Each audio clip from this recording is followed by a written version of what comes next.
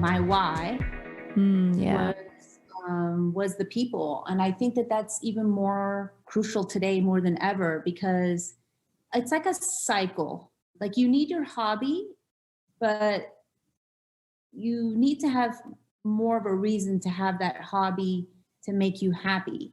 Mm. Because if like I notice like, okay, most people have got to work in life.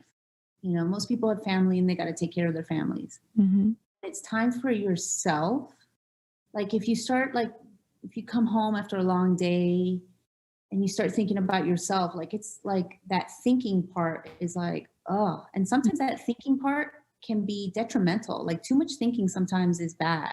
Yeah. Or it's not that it's bad, but it just does a number on you. Yeah, it could be like a downward spiral almost if it's not a positive thought, and if it's a negative or just overwhelm, Yeah. then it cannot be a good place. Yeah. Yeah. And I found that especially during my downtime and like what we were talking about earlier, like I started to transition, what do you call it, from the clubbing to the morning clubbing world. I had a purpose and it to just be there every training.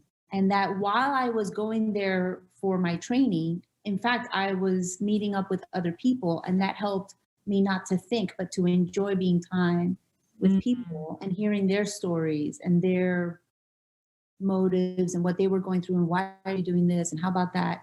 And then I realized like, oh, well, if I'm exercising, then that I feel better afterwards.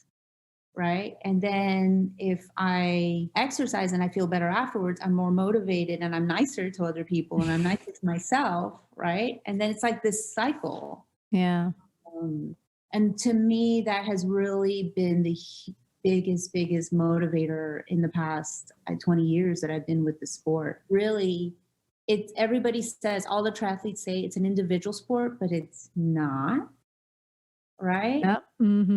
I totally agree. And I've had this conversation now several times with a lot of the guests that come on, and just also with team members on the Tri Club team that I'm on. And it just always surfaces. And of course, with the pandemic, when you couldn't get together and you couldn't do any training together and races are being canceled, and it's kind of like, okay, well, how do you still stay connected with everybody? And I have to say, as I would look and see around me certain people in their groups, all different groups. There's so many different groups out there of hobbies, like we say. In the tri community, what I saw, and also ultra running, I have to say, in runners groups too, it was this sense of community that was like, oh, wait, we haven't been going at this for this long for just the race.